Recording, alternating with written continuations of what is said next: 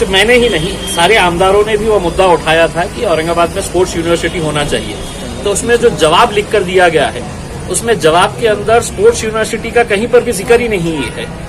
उन्होंने जो sports complex बनाया जा रहा है चिकलठाना के अंदर, जवाब उसका दिए। सवाल था स्पोर्ट्स यूनिवर्सिटी करोड़ी के अंदर जो 150 एकड़ के अंदर बनाई जाने वाली है, तो जवाब क्या दिए कि हम चिकलठाने के अंदर स्पोर्ट्स कॉम्प्लेक्स जो बना रहे हैं करके। यानी कि अगर स्पोर्ट्स ऑफिसर को ये नहीं पता है कि यहाँ पर एक स्पोर्ट्स यूनिवर्सिटी आना है और स्पोर्ट्स यूनिवर्सिटी के ताल्लुक से क्या डेवलपमेंट हुआ है।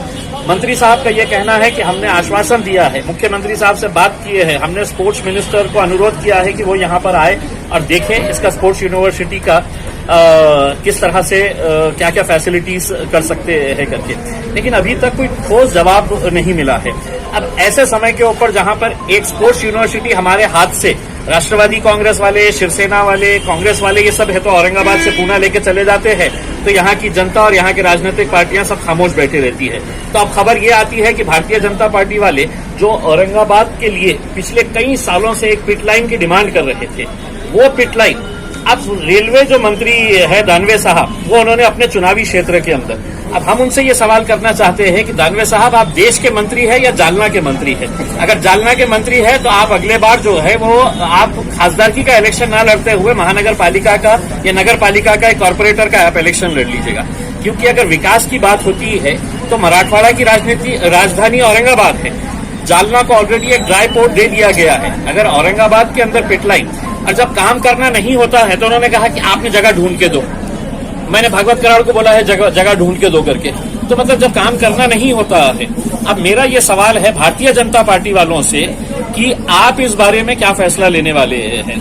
हम तो सिर्फ सवाल उठा सकते हैं, लेकिन आपको क्या सिर्फ औरंगाबाद का विकास इलेक्शन के वक्त में नजर आता है? औरंगाबाद में सिर्फ हम चुनाव लड़ने के लिए आएंगे, लोगों से वोट मांगेंगे, और विकास की जब बात आएंगी तो कोई पूना को लेकर चला जाएगा, कोई जालना को लेकर चला जाएगा। तो ये कब तक होता रहेगा? सर, एक सवाल, इलेक्शन कमिश्नर तरफ से महानगर पालिका की इलेक्शन की कुछ तैयारियां कुछ नजर आ रही है, आपको ऐसा लगता है?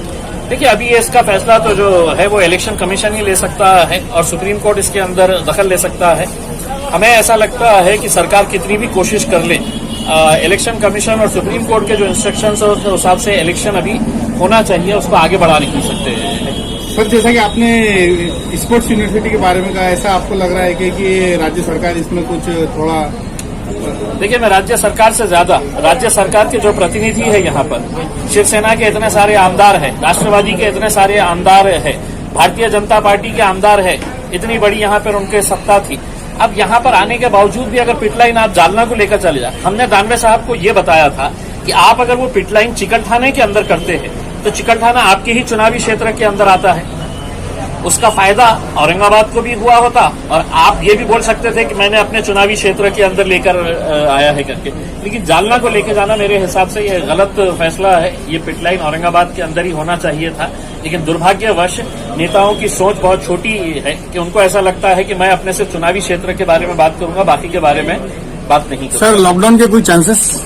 मैं नहीं समझता हूं कि लॉकडाउन के कोई चांसेस नजर आएंगे करके, क्यों, और अगर कोई ऐसे चांसेस नजर भी आए तो दूसरों का तो पता नहीं है, हम उसका समर्थन नहीं करेंगे। हम किसी भी तरह का कोई लॉकडाउन का हम समर्थन नहीं करेंगे। जो आपको एहतियात करना है उतनी एहतियात करिएगा।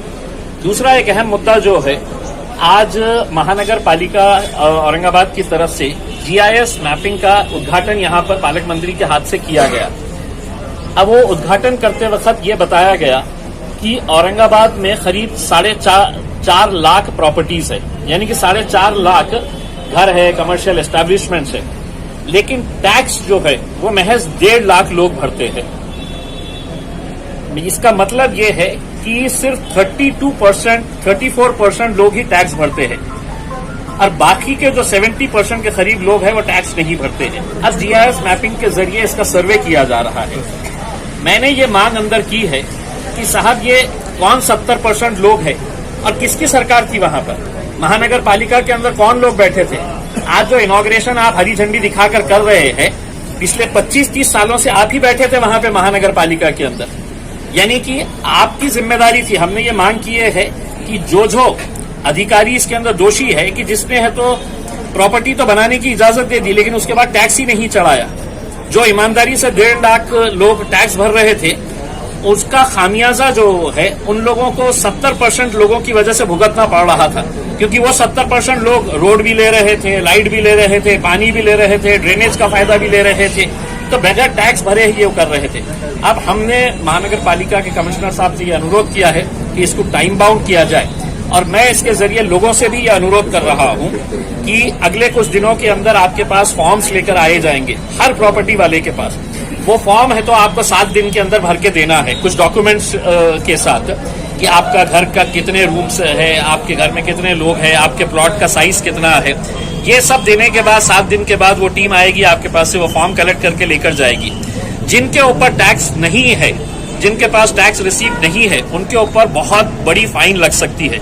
इसलिए मैं लोगों से ये अनुरोध करूंगा कि आप इसको संजीदगी से लें। जो टीम्स आ रही है उनको यूनिफॉर्म दिए गए हैं, उनके पास फॉर्म्स है, वो फॉर्म भरिएगा, वो फॉर्म भर के वापस दे दीजिएगा, क्योंकि अगर बाद में अगर ये पता चला कि आप टैक्स नेट के अंदर नहीं है तो आपको पिछले कई सालों का भी टैक्स देना पड़ेगा। तो इसीलिए लोगों ने है तो इसके अंदर कॉपरेट करें, और हर आदमी को टैक्स नेट के अंदर आना पड़ेगा, क्योंकि अगर आप रोड इस्तेमाल कर रहे हैं, आप पानी ले रहे हैं, आप ड्रेनेज ले रहे हैं, तो आपको टैक्स नेट के अंदर आना पड़ेगा। तो इसलिए महानगर पालिका के कमिश्नर को हमने ये बताया है कि इसको टाइम बाउंड प्रोग्राम बनाकर करे करके। दूसरा एक अहम बात यह है कि आपको ये याद होगा कि यही शिवसेना के मंत्रियों ने, मुख्यमंत्रियों ने, इनके आमदारों ने ये घोषणा की थी कि हम दिसंबर तक औरंगाबाद में 20% पानी ज्यादा देंगे, ये जो नई पानी की स्कीम आई है करके। अब ये हालत हो गई है कि ये पानी की जो स्कीम लाई गई है ये बंद होने की कगार के ऊपर है। ठेकेदार बोल रहा है मैं काम नहीं करूंगा। हम उनसे ये पूछना चाह रहे हैं कि दिसंबर के अंदर जो 20% पानी ज्यादा देने की बात की गई थी उसका क्या हुआ है करके इसका जवाब दे। अभी तक यही उसके अंदर उलझे हुए हैं कि पानी जायकवाड़ी से पहले लेके आना चाहिए या यहाँ पे पानी की टाकियां बनाना चाहिए। जिस तरीके से ये पानी का काम चल रहा है औरंगाबाद शहर के अंदर, मैं आपको दावे के साथ कह सकता हूं कि अगले 5 साल भी लग गए तो ये स्कीम कंप्लीट नहीं होगी। जिस तेजी के साथ और जिस दुश्वारियों के साथ ये काम वो लाया जा रहा है उसका, ऐसा होगा तो ये बिल्कुल पानी लोगों को मिलने वाला ही नहीं है। आपको सिर्फ झूठे आश्वासन देते रहेंगे। मुझे खुद याद है कि पालक मंत्री साहब ने खुद ने कहा था कि 20% हम औरंगाबाद के लोगों को दिसंबर 2021 तक है तो 20% एक्स्ट्रा पानी मिलेगा उसमें। तो ये सिर्फ लोगों को घुमाने जैसा कि टैक्स लगाना चाहिए, कई एरियो में जो तो पानी नहीं है, ड्रेनेज लाइन नहीं है, और आप कह रहे हैं कि टैक्स ये जो गुंठेवारी के अंदर जो किया जा रहा है, गुंठेवारी के अंदर जितने फाइल्स आए हैं उसमें हमने ये क्या किया है कि जिस इलाके के अंदर गुंठेवारी का पैसा जमा किया गया है 32 करोड़ के करीब है तो महानगर पालिका को मिला है। अब उदाहरण के तौर के ऊपर बेरीबाग इलाका जो है वो पूरा गुंठेवारी के उसमें आ जाता है उसमें। तो जो पैसा वहां से आया है वो पैसा उसी इलाके के अंदर खर्च किया जाएगा, चाहे वो रोड के लिए हो, ड्रेनेज के लिए हो, या पानी के लिए हो, या लाइट के लिए हो। तो लोगों ने अगर ज्यादा से ज्यादा गुंठेवारी का फायदा लिए तो इसका मतलब ये है कि आपकी प्रॉपर्टी तो रेगुलराइज होगी, साथ ही साथ आपके इलाके के अंदर जितने भी डेवलपमेंट के काम है वो डेवलपमेंट के काम किए जा सकते हैं आप ही के पैसों